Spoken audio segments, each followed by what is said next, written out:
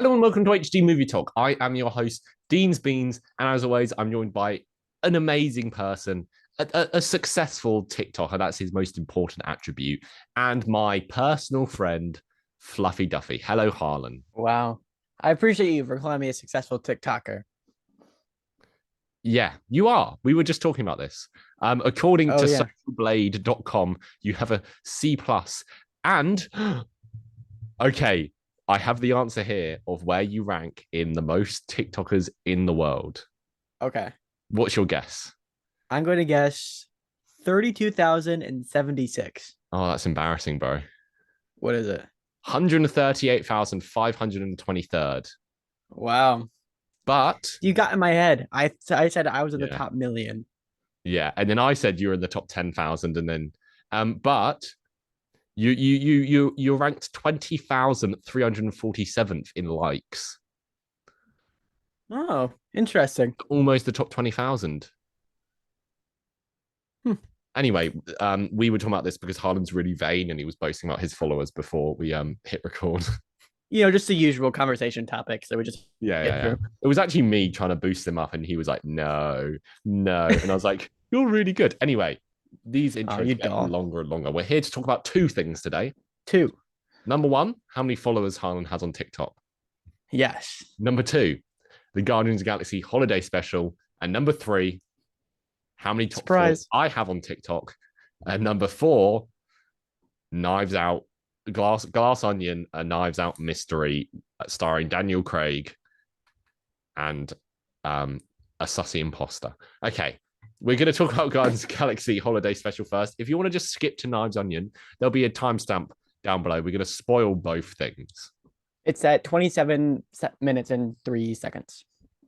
Wow, if you get that wrong and they skip to that time and then you say something like, and then Star Lord died, they'll be really upset. Anyway, Well, dude, spoiler alert. spoilers ahead, get out of here. Guardians of the Galaxy Holiday Special. Tell me what the brief plot of it was, please. The brief plot is um it's Christmas time. Star Lord is sad that he's alone, If and if if I also if I could say something, it's Christmas time, but I don't know what Christmas is. you are you saying that to explain it to people, even though almost everybody in the world knows. And no, I'm saying that because that's the title of one of the songs. Oh, I see. You're so silly. Anyways, the brief plot of the movie is it's Christmas time. Star Lord is sad because he's alone and he hasn't been able to celebrate Christmas before. So Drax and Mantis go and give him a big Christmas bonanza, and they bring Kevin Bacon, they abduct him, and Mantis is doing all this because it is revealed that Mantis is Star Lord's half sibling, and the Guardians also bought out Nowhere, which was the celestial What skull do you that mean we they saw. bought out nowhere? Surely they must have bought out somewhere. That was so good. You're What did you so think? What silly. did you think of the Guardians of the Galaxy Holiday Special? I just hit myself in the face. What do you mean? Did I like it? What was your opinion on it? You I know, the kind of thing really we're here enjoyed to it. talk about. Oh, I liked it. It was exactly what it was supposed to be. A little bit, in my opinion, too much concerts, too many, Wow. because I love Kevin Bacon. Don't know who the old 97s No, neither is, do I. so I wasn't like, if it was like, so the old 97s is a popular rock band, and they were dressed up as aliens and did like two songs I in the did movie. really like their Christmas song though. Yes, And that one worked to jump to the end because stuff was happening while they were singing it. that's true. So I didn't, I can excuse that because the first one also works because it's a bit of comedy. Um, the only issue I have with the songs is like we haven't gotten a solo, like a thing with these characters for so long. Is like we only had about like 40 minutes. So I wanted as much of the Guardians as I could. And the songs kind of took away from that a little bit. Just wait 5 months, bro. I can't wait. It's actually 4.5 months. Really? Yeah, it's So we're from kind of start due of for a May. trailer sometime soon. No, the rumor is we'll get a trailer with in like in a week or two. I heard somewhere. Why is that the rumor? Avatar. I think they wanted a trailer with Avatar, and they wanted Okay. an Indiana Jones trailer with Avatar, but we'll get Well, that Indiana. comes soon, doesn't it? Yeah. Anyway, Guardians of the Galaxy Holiday Special. I really appreciate them giving just two instead of going, oh, let's do a 45-minute adventure with the Guardians Galaxy, they go, let's do a 45-minute adventure with Drax and Mantis. These Mm-hmm. two characters, which have kind of been forgot. Well, Mantis has never really had the focus, and Drax has kind of been forgotten about in recent times. And I really enjoyed their dynamic, and I really enjoyed the focus on these two lesser centered Guardians. Yeah, and I honestly, Mantis was easily my. Actually, no, Nebula is my least favorite Guardian, but Nebula. I love Nebula. she's fine. Maybe I just love Karen Gillan. I love Karen Gillan too, but her character kind of annoys me a little bit. But Mantis, we hadn't gotten a lot of time with her, so she was Let just me low on guess, the your list. third least favorite Guardian is Gamora because you hate women. Well, uh, yes. No, just kidding. No, okay, no. I love Black Widow. I love Florence Pugh. Oh yeah, let me guess. Why'd you love? Anyway, continue. You are ridiculous. But no, but Mantis got time to shine in this, and I really enjoy her now. Yeah, and I enjoyed the extra element of her being Star Lord's sister. Like it's a fan theory that's been thrown around. It was Mm-hmm. something that was included in Guardians of the Galaxy 2 in a deleted scene that was released like a few days before this came out. Did you see Yeah. that? No, I stayed away from it because I knew there were spoilers out there, so I didn't want to Yeah, fair enough. It's not kind of. really a spoiler because it is revealed in like the first, but I know what you Yeah, mean. but I kind of wanted that shock, like the Yeah. initial shock factor. What do you Um, think of the Guardians' new setting on Nowhere and them all, running the place and having mates with Cosmo, the space dog, and stuff like that? I like that. It it makes sense. I love nowhere as a destination. Like I think it's What do you really mean? cool. That's not a destination. That's you You have to know go what, somewhere. Dean? All love, but this bit is getting so old Am I not? so Are quick. you gonna ban this bit? No, but I'm not gonna enjoy Okay. it. Okay. um, but anyways, I it's cool. I like the like I just yesterday I watched the first Guardians movie, Yeah. The best MCU and film. yeah, that's we put that number one, right? Yeah, we did. And I think uh, when nowhere was portrayed in there, it was kind of like a What do you mean nowhere lawless. was? Oh my god, nowhere was kind of like a lawless place. Don't do it. I think And I think there's some places which are lawless. but I think it's cool that they're kind of like revamping it and they're making a community out of it, Sorry, and I what like are they it. revamping? The place they bought. What? Where did they buy? It's a celestial skull. Oh, but does it have a name? Yeah, Oh, what's it called? its name they call it nowhere. But it that. Wait a minute. I'm confused.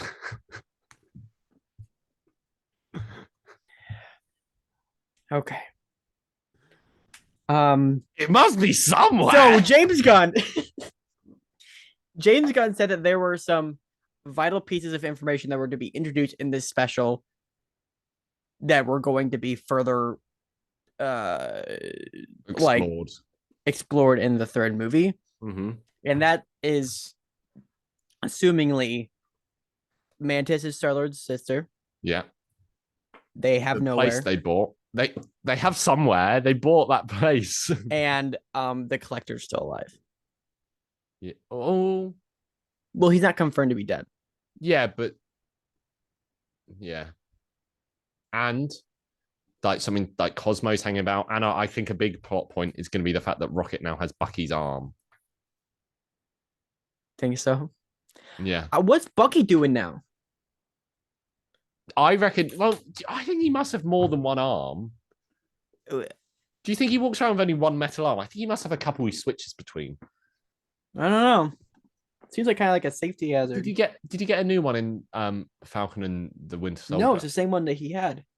Yeah. And when did Nebula go to Earth and get it? I think he must have had I think she must have stolen a spare one from Wakanda. But it seems like way easier to get it from Bucky than Wakanda. Maybe she asked. I don't know. Because she needs a metal arm. Maybe she was like, can I have that metal arm for my arm? I mean, no, she would have stolen it from the Avengers because, she was an Avenger for so long. Maybe. And she was like, I'll steal this just in case Rocket ever comes back to life. Never died. Pardon? No, he did. He was snapped away. He did die. Rocket did? Oh, yeah. Yeah. That's a good point. I Okay. mean, Bucky did, but so did his arm. So yeah, there's an interesting quandary there, isn't it? How come his arm came with him? but not his gun. Exactly. Oh my god, I think we're onto something. Let's phone James Gunn. If we comment on his Instagram, he'll reply. He always replies to his Instagram comments. One thing that was interesting this is Kevin Bacon mentioned Batman. Yes. And I wonder if they're able to include that because James Gunn was like, yeah, sure. Well, Fastos mentioned Superman in Eternals. That was the first DC mention was in Eternals. Fun fact. Yeah, but that was like a lot more vague. It was like super, but like there was like a long bit being like, I'm Batman. Wait, no, I'm Bruce Wayne. I just, Deadpool references them all the time. I think you're reading into it too much. Whatever, loser. What did you think of the soundtrack? Great. I expected nothing less. Yeah, and I did really enjoy the two songs. I think you're wrong. I think they're really good. Listen to I don't know what Christmas is, but Christmas time is here because I think it's that hook of that song. I think is actually really catchy. Okay, I'm not saying the songs weren't good. They were good. But I didn't want to listen to them.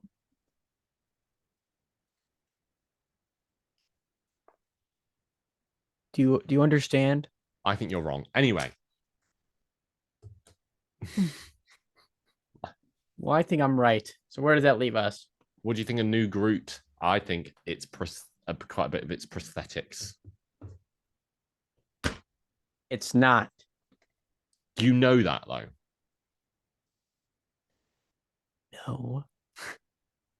I think it's a guy in a suit. I don't. Well, let's just agree to disagree. You were able to get a good look at his arms, and his arms were not prosthetics. There's no way. No, the touched up with CGI, 100%. But do you know, I am convinced of what? Dave Bautista did not have his body painted. He was wearing arm sleeves with the pattern on.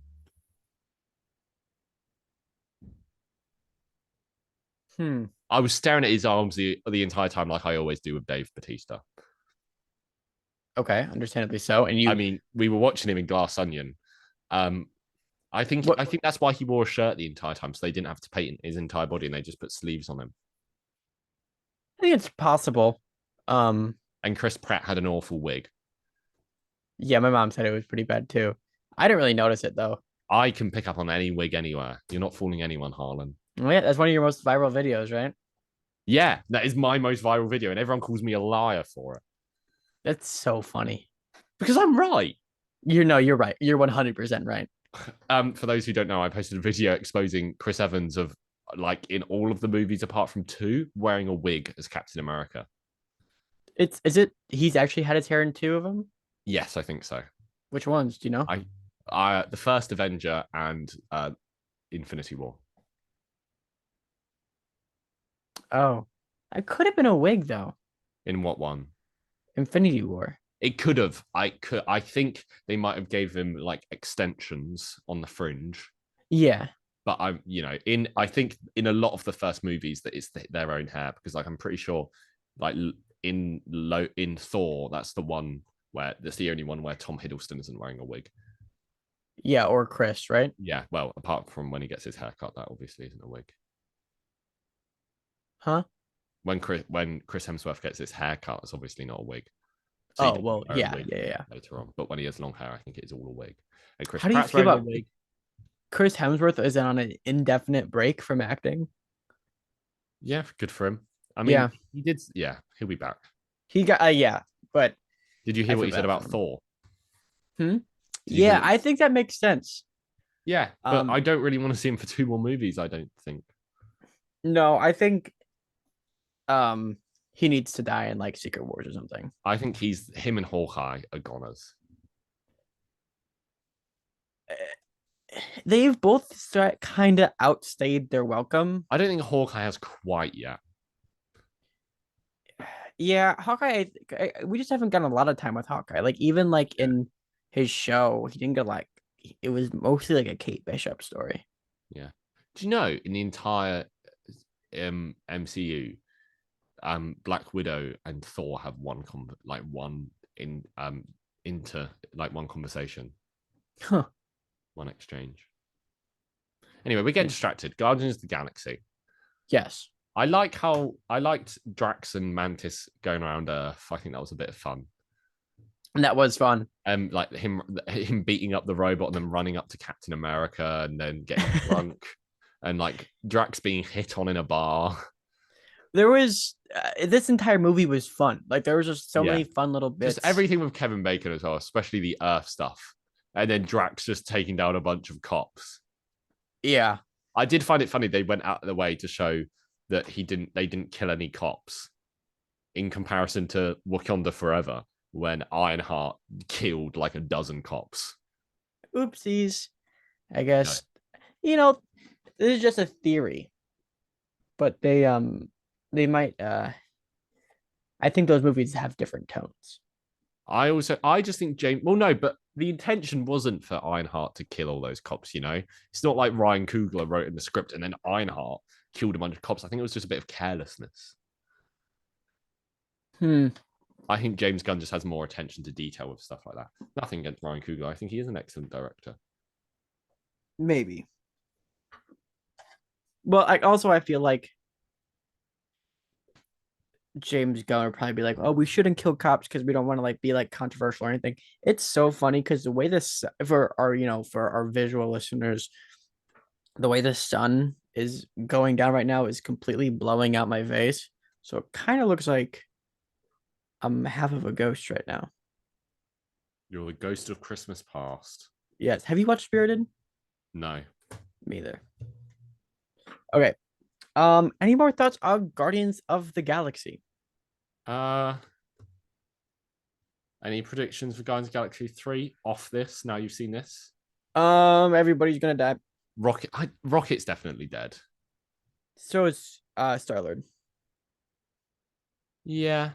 I don't know. He could live happily ever after with Gamora. Maybe. Rocket is the one character when I go, he is 100% not getting out alive. Yeah. Okay. What did you think of the little animations? They were fine. I enjoyed the animation style. Um yeah, it was fine. I don't know. Yeah, I fair enough. think it kind of felt like a 2D flattened version of the what if stuff. Yeah, but I don't really like the what if stuff.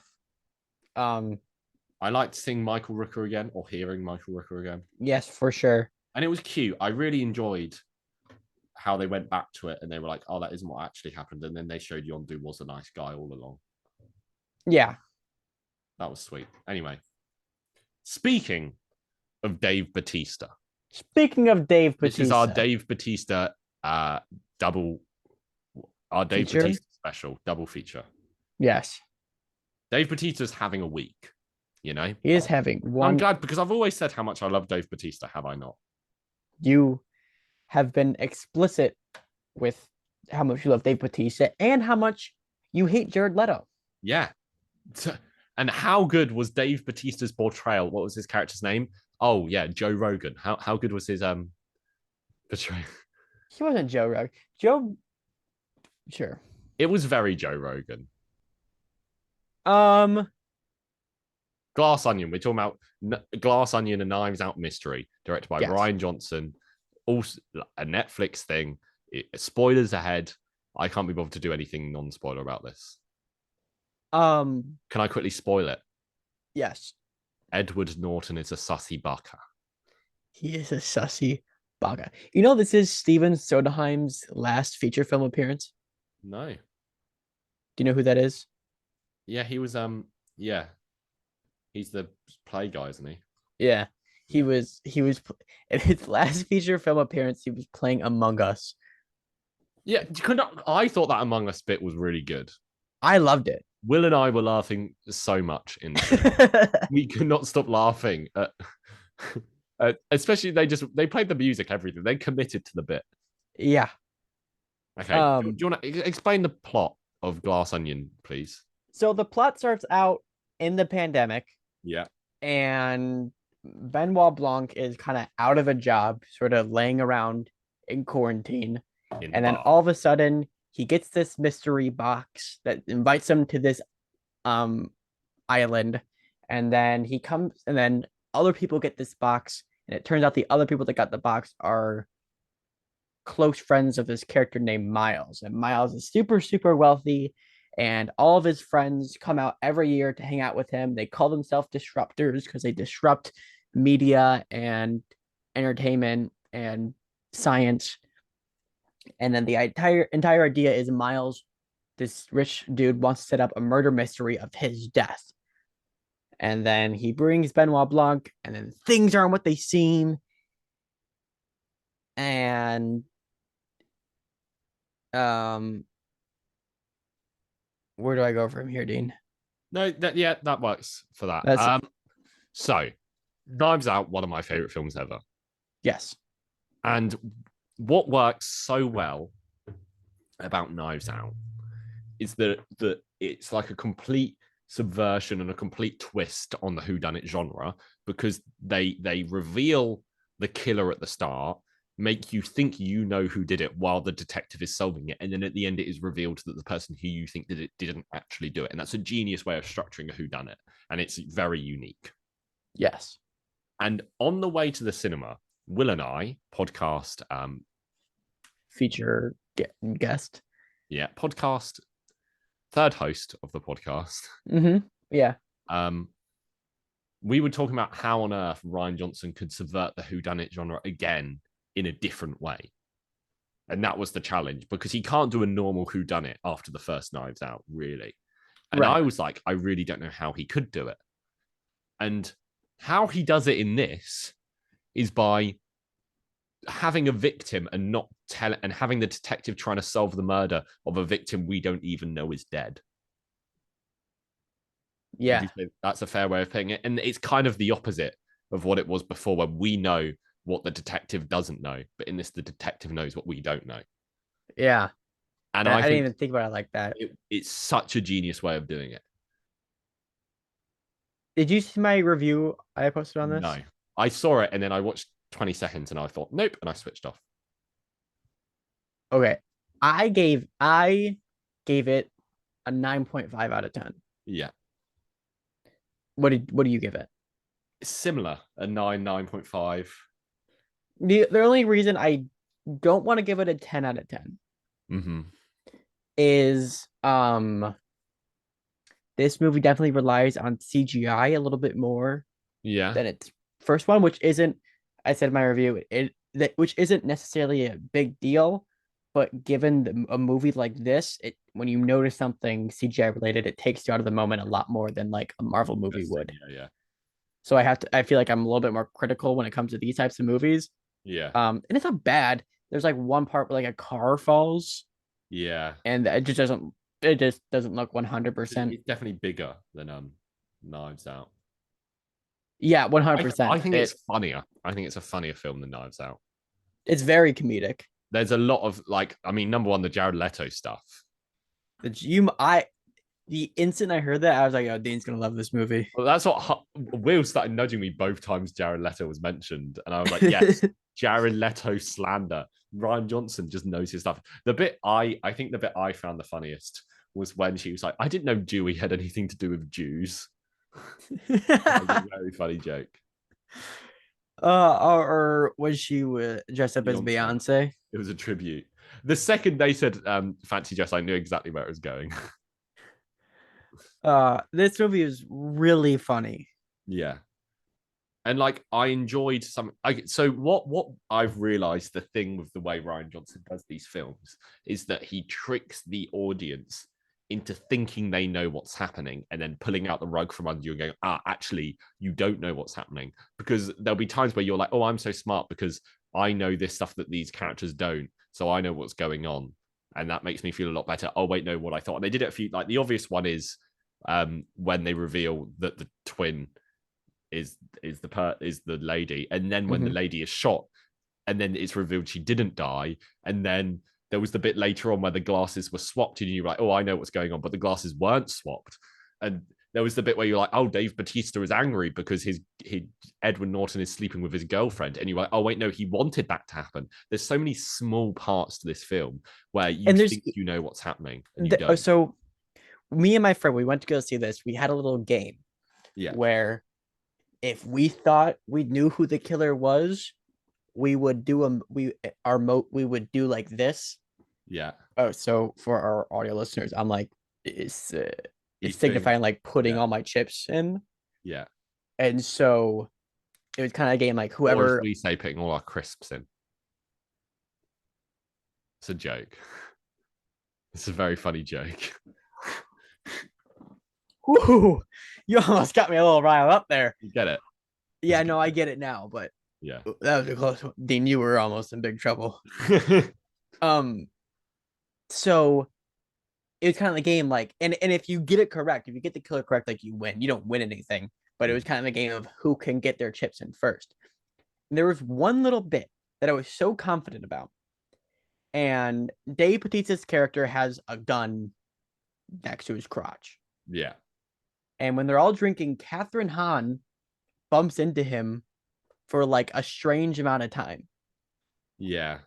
And that's when I push all my chips in because I'm like, why would they have that in there Um, but if it there was so wasn't? many things like that. Like there's a bit Edward Norton says when he's talking about the fake murder mystery where Mm-hmm. he's like, oh, there'll be clues which are actually clues, and there'll be clues which aren't clues, and they'll just lead you off. And that's 100% Ryan Johnson talking about the film, where I think there are lots of moments like that which are meant to lead you, like meant to make you think one thing, but he's just put them in to confuse you when they actually mean nothing.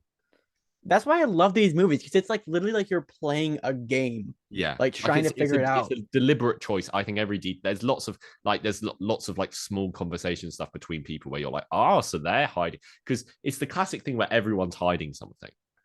Mm-hmm. I But was so yeah, worried they're gonna do a Murder on the Orient Express. what, and have it be everyone. Yeah. I thought that as well at one point. Yeah, but it was Um. just, and also like the whole thing of you, like there was another moment where you think you know what's going on when you're like, oh, they were trying to kill Edward Norton and Dave Batista died, but then it turns out they actually were trying to kill Dave Batista. It's just moments like that where you're like, oh yes, I know exactly what's happening and I feel so smart, and then Ryan Johnson's like, nope. Yeah. Not to be confused with Jordan Peele's Nope. Yeah.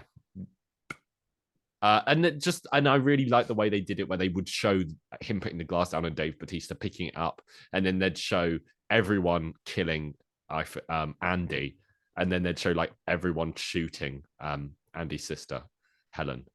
Right. I think moments like that were very clever as well. And also how Benoit Blanc gave Edward Norton's character the one good idea. Yeah, just it's like, yeah, I really enjoyed Benoit Blanc in this. Oh, here's what I mean to ask you. Before this movie came out, one thing you had expressed that I'd agree with you with was Ryan Johnson confirmed that Benoit Blanc was gay, Yeah, but we didn't want it to be like another, yeah, like Beauty and the Beast, kind of like and it wink, kind of nudge, was. nudge. I think it was. It kind of was. And if you don't go, this is my boyfriend, if there's not like something explicit like that, I think you kind of are cowering out of it. See, there's a weird kind of balancing act you have to do with it because at Of what not point, being go, hello, I'm gay, you know?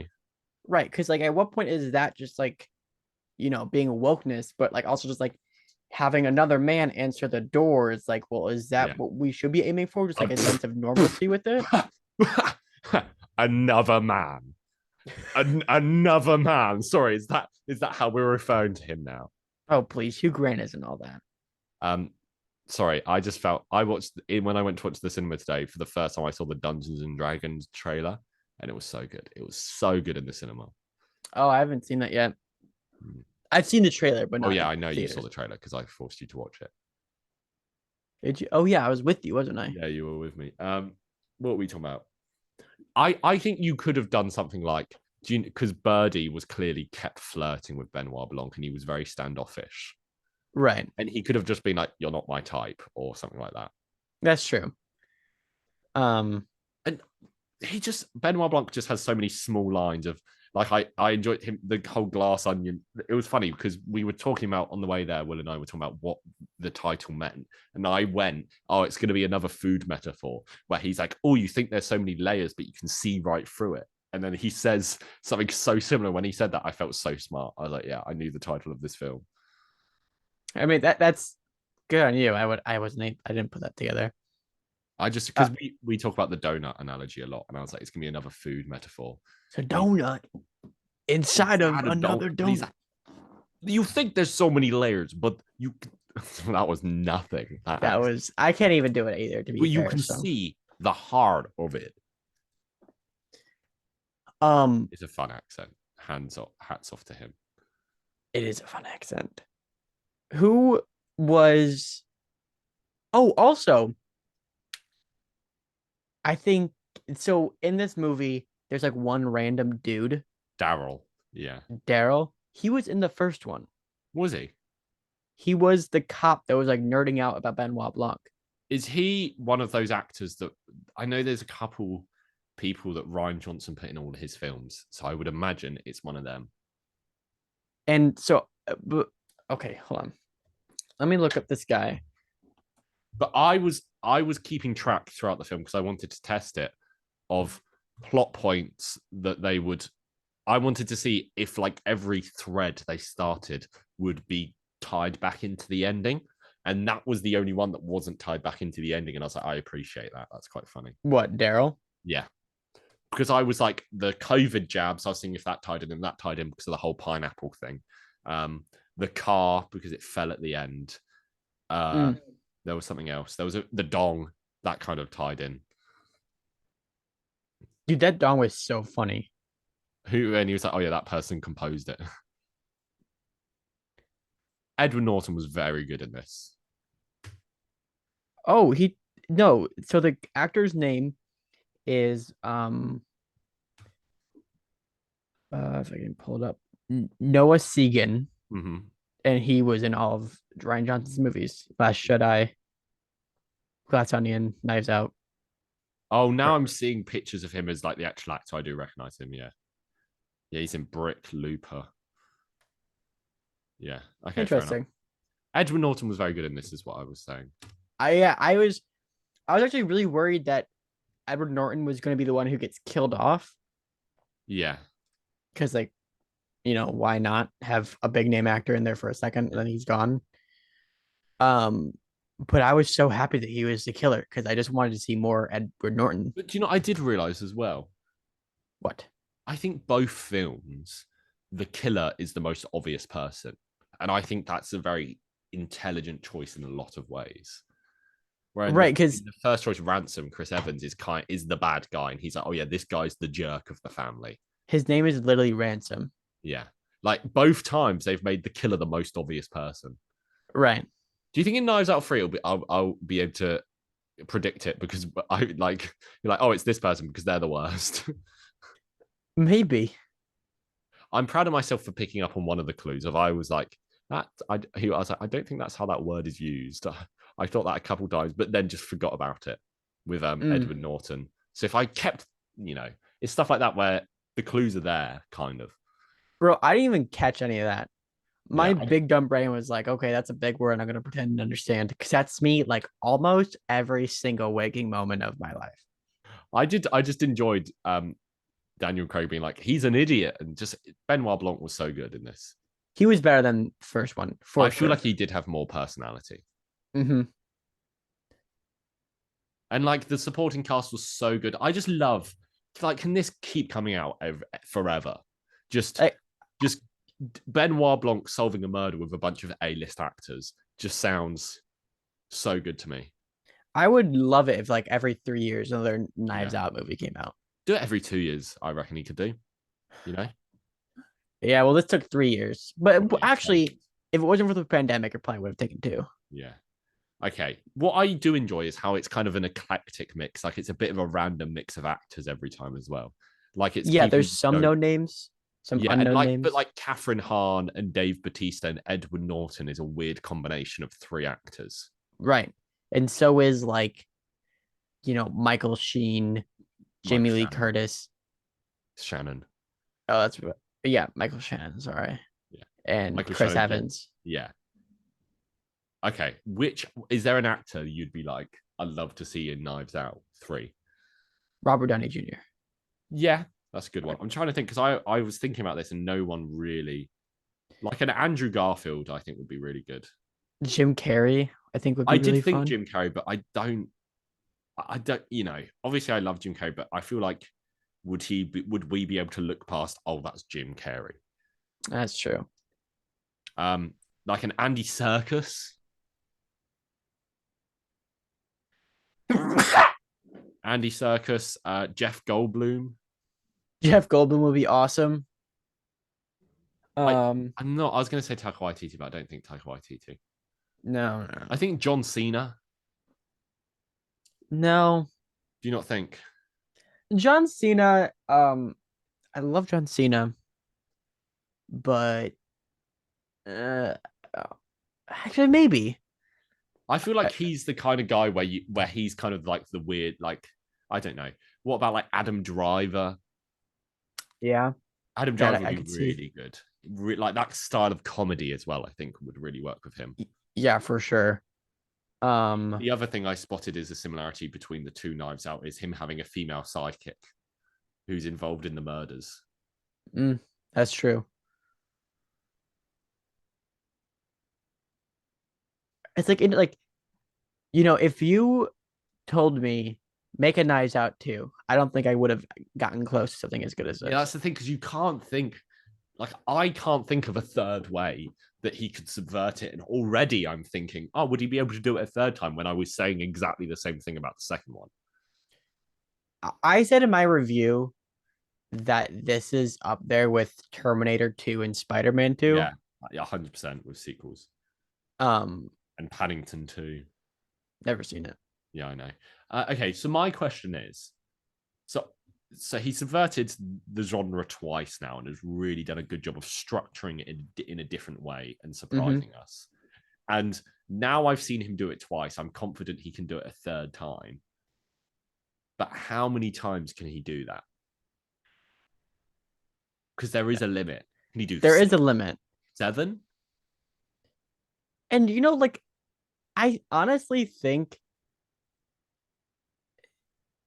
as long as he keeps it fun, I don't really care if there's like a Knives Out 6, right? And it's Yeah. nothing crazy, but just like a good, intriguing who done it. I I do, don't wouldn't really mind that. but so much of the appeal of these to me is this like the weird structure and the surprise. And I think I don't know if they kind of started doing normal whodunits, I'd be a bit. Well, I think like as long as you have that surprise, it will work effectively. I don't think we'll get to that point. I think if Ryan Johnson can't think of a way to do something new, he won't do it. That's true. So I think we'll get when I say how many of these until he runs out of ideas, I think that's the number we'll get. He won't do one if he can't think of how to do it properly. Also, I'm so excited for this to come on Netflix because I am definitely going to be rewatching this a couple times Yeah. because there's so Jessica many things like you really good. miss. Sorry. I really like Jessica Henwick. I think she's an underrated actress. Who? Jessica Henwick. Who does she play? She's the girl from Iron Fist. She's the assistant. Oh yeah, totally. And like that's the kind of person you would never think to put in one of these. Um, oh, so have you seen The Menu? Yes. Very good. Yes.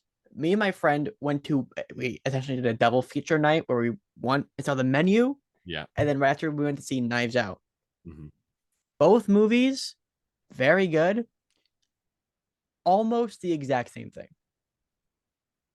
In what way? Um, Kind of critiquing the wealthy.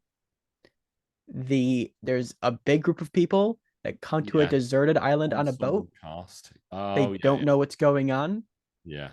Um, there's murder. Yeah.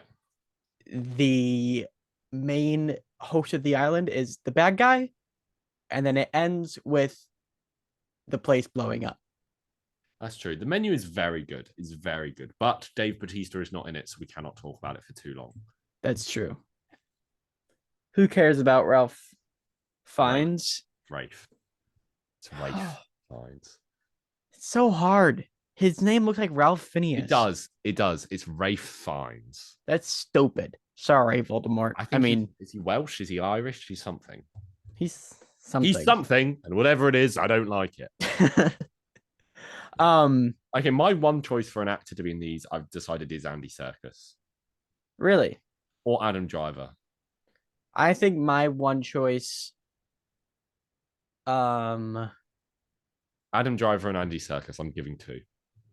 Oh, Jake Gyllenhaal. Yeah. Have you seen that Strange World clip What one? of him promoting it Yes. and saying like, we do also live in a strange world or something like that? Yeah. God, that's so funny. That's a very I feel I mean not to toot my own horn, I feel like that is a very Dean joke. But That is a very Dean joke. Well. Yeah. No. I think that might be the funniest clip to come out of this year. Really? Even funnier than that really funny one. Oh, you know what? You're right. No, that one is the funnier. Anyway, what do you think's better, Guardians of the Galaxy or Knives Out? Knives Out. Two very different things. Knives Out. Interesting. I think they're both kind of flawless in what they're trying to do. That's true, but I think what Knives Out is trying to do is much more difficult than what Guardians. Yes, that's very true. That's a good point. Anyway, I think that brings us to the end. So adios. Thank you for listening. Next week we'll be doing something. Yes, we will. Prove it. Anyway, bye everyone. Thanks for listening. Bye.